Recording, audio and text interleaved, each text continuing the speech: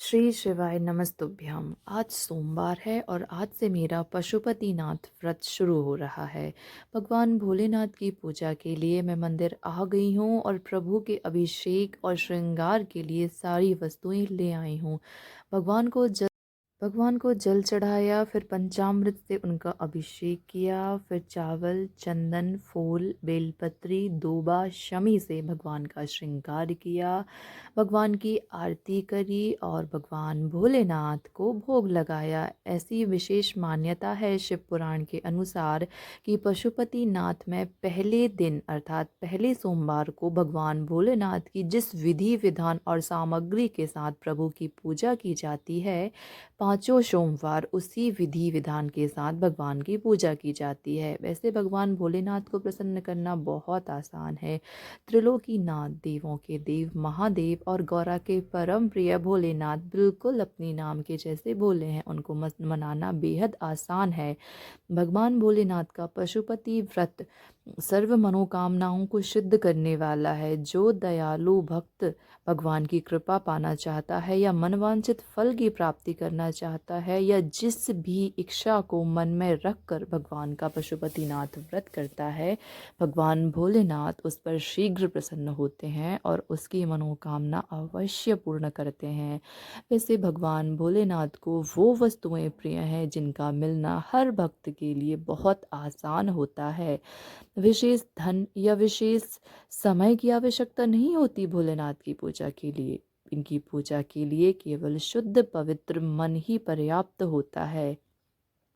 वैसे तो भोलेनाथ माता पार्वती के साथ अपने भक्त के हृदय में हमेशा निवास करते हैं, किंतु मंदिर जाकर माथा टेकना भी एक मान्यता है और हिंदू धर्म के अनुसार इस मान्यता को प्रत्येक सनातनी को मानना चाहिए।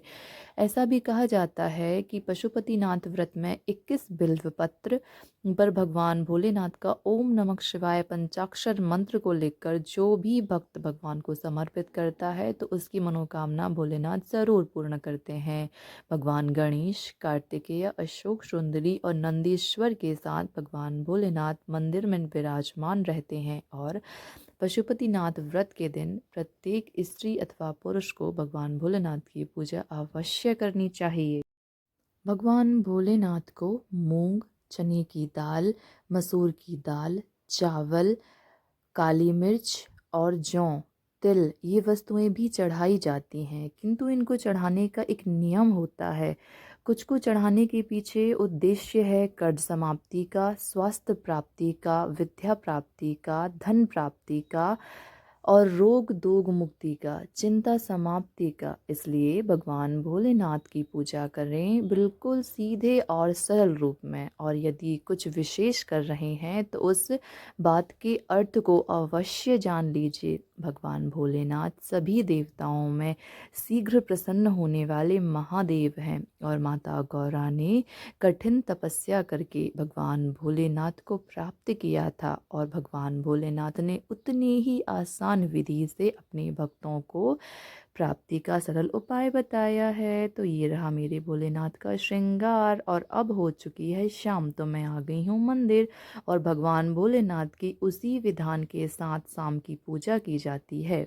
पशुपतिनाथ के व्रत में जो पूजा की थाली सुबह मंदिर सजाकर लाते हैं, उसी पूजा की थाली में सामान वापस बचाकर घर ले जाते हैं और शाम के समय उसी बचे हुए सामान के साथ भगवान भोलेनाथ का अभिषेक, श्रृंगार और पूजा की जाती है। और भोग के रूप में 3 दोने लाए जाते हैं और 5 दीपक जलाए जाते हैं। भगवान के मंदिर में ये 5 दीपक जलाकर और भगवान को भोग समर्पित करके अपनी मनोकामना कहिए तो भगवान शीघ्र आपकी मनोकामनाएं अवश्य पूर्ण करते हैं।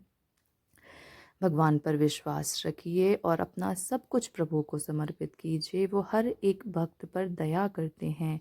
और ये हो चुकी थी शाम और भगवान भोलेनाथ की आज की पूजा मेरी संपूर्ण हो चुकी थी। भगवान भोलेनाथ की आरती मुझे बहुत पसंद है, जो मैं प्रतिदिन करती हूँ। और यहाँ मैंने भगवान भोलेनाथ की आरती की, भोग लगाया और सारे दीपक प्रज्वलित किए, भगवान जी को माथा टेका और उनसे दया की प्रार्थना करी। तो ये है मेरे भगवान भोलेनाथ। जय शिव शंभू।